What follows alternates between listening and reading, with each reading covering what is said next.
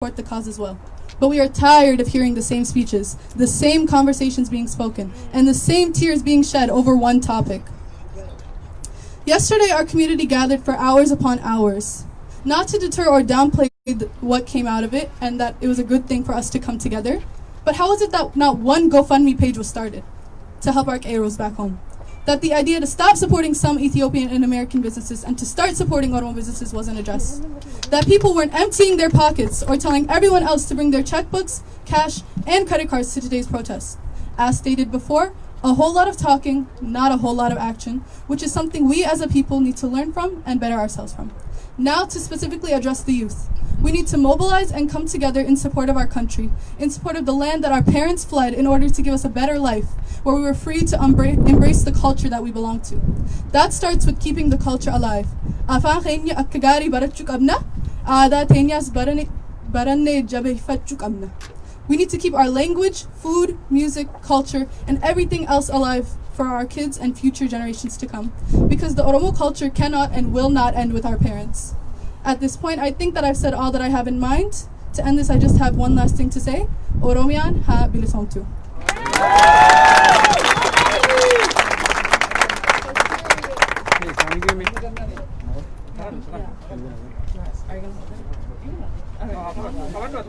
Okay, thanks. Okay, hi everyone. My name is. Can you hear me? You can hold it. Okay, I'll just hold it. Thank you. Anyways, hi everyone. My name is Yaba, and I just wanted to say like a couple things to the community.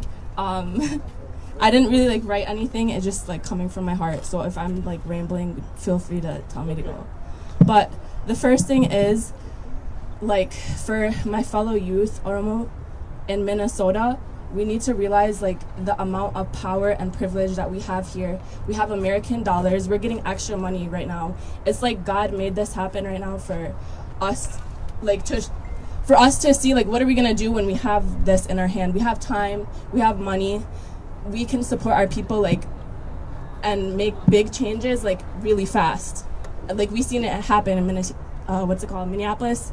Like not too long ago, they're defunding the police here. Imagine what we could do back home with our money and our voices.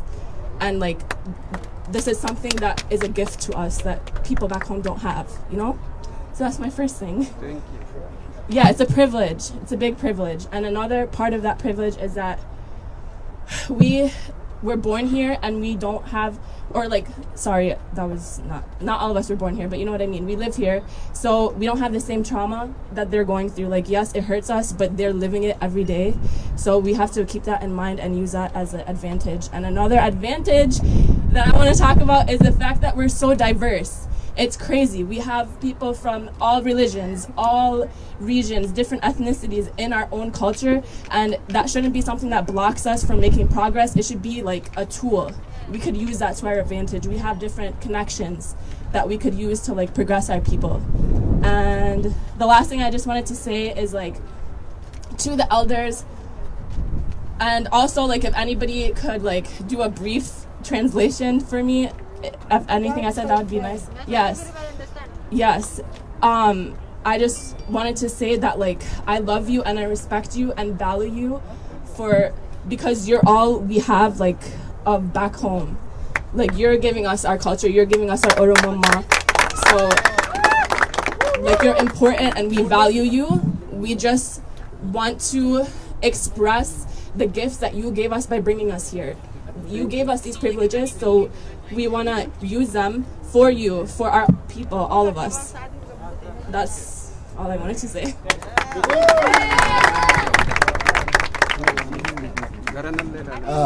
Thank you so much. Isini kenna hundinuu ni dubbanna. Tartiiba seeraa feeraan dubbataa deemna. Ammaan tana Abdurrazaaq asitti affeera. Abdurrazaaq, please asnaa dhiyaadhu. Oromo. Yes. Jirtu. Minnesota. Jirtu.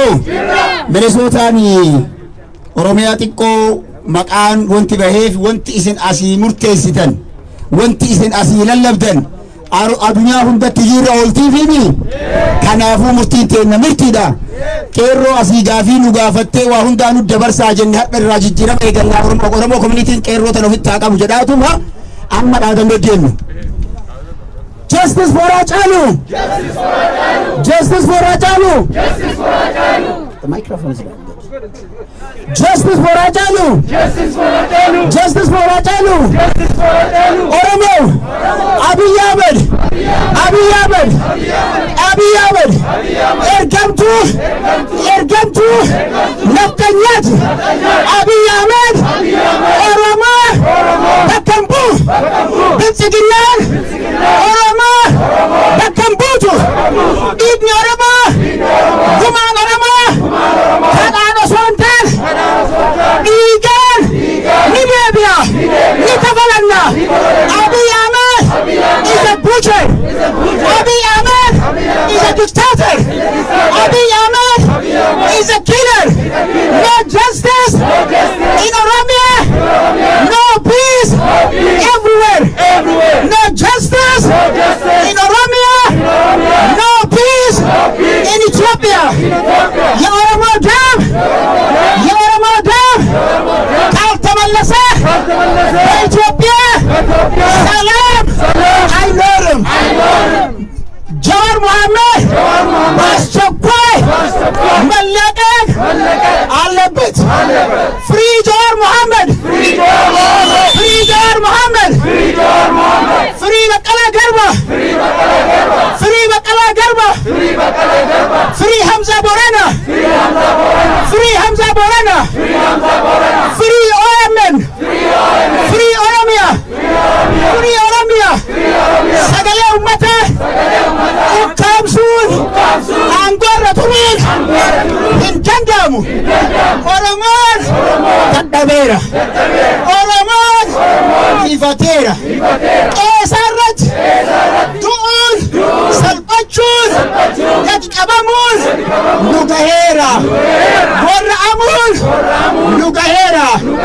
Oromoon kana booda jaarsummaan kadhaadhaan cal'isuun manguddummaan mana galuun jiraatu nu gaheera. Dadhabneerra kutanneerra muranneerra manatti hin gallu. Waadaadha yoo mana galle yoo mana callifne yoo afaan qabanne dhiigni haa caalu lafeen gowwaan keenna nu haa waraantu. Waadaan waada. American president. We don't need the spies agents of dictators in the United States. The consulate in Minnesota must be closed. We don't need service. The agent of Abiy Ahmed is spying on American citizens. Orient International is spies on us. We taxpayers, American citizens, we demand America not to support, not to fund our money to the dictator, to the butcher, to the killer, Abiy Ahmed. Kaum bala, ya Oromo is, I welcome him. Abiy must go.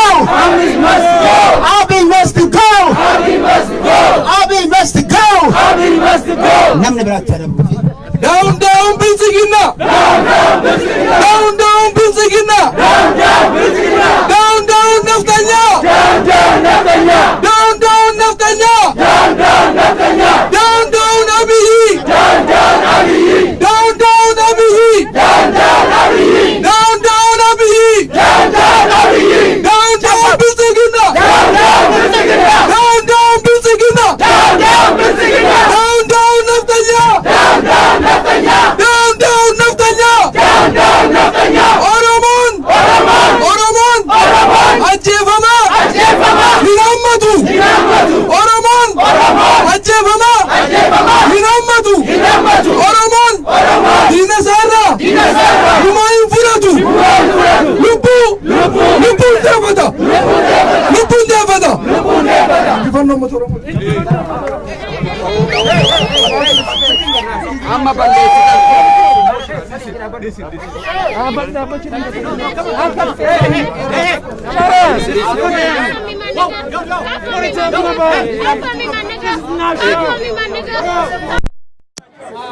Ifama kutaka kajenchama. Please social distance. Nama yu walira achi asinu me. Walira achi asinu. Bakatana wani dufne walolu fin dufne. Nama yu tutu damse dabar su dufe. Enyo balesakia wala lo gari kabda simbeka. Dabatu sinku wakaba. Injarjarin be patient. Wani nutu wadajuru. Sumati kanu dema maiki kana. Injarjarin.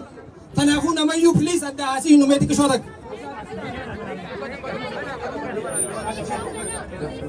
Yo. Ogutaka dansika please. Kini namanu lage diga sa kafalu masjidna. Please. Oromana ka jututti. Taziya miti diga si kafala chuba jirti please. Ogutaka warren nagarte masin kamne social distance tu gorada. Sanifu wali obsa please wali obsa. Ani asirratti wani jechuu barbaadu taka dhaabudha dero saa takka ne gachaa jiru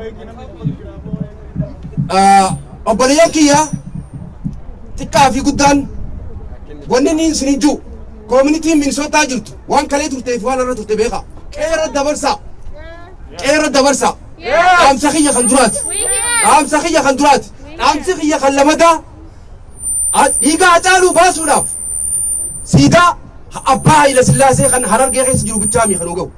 We need to continue. Siidaa jiisuu bichaamiti. Siidaan Finfinnee sanis jiifamuu qaba. Siidaan Finfinnee sana ogguu jiifame Hacaaluun gubbaa taa'uu qaba. Hacaaluun siidaa sun gubbaa taa'uu qaba. Kana isteeppiin deemuu qaba. Aaruu qabnu please aaruu qabnu. Stepping one is at this and see that's an if Harren fail to have when you are this is the first one son we look on Sina. A Kaisana Rendufan to go soon did come a Kairot Hachaluka Kairodami Tanguan Kanagonaji to Kairodami Kairot is the Versa what Bikunda Bahuta Kairo Dwadra Bija Kaisas Kairo Dwadra Amara Egalani Warengara Kaisitan Operayan Kenya can Adu fiza ma fi khala kaisa jiran uliya chikaisa nun taina khota jannan uliya chikaisa nun taina fi diga ababo tenya ti fi hawon Kenya sabaran Kenya baasu qaban obaliyan Kenya warren nuti wanni qabnu namni nuti qabnu warana adabni soga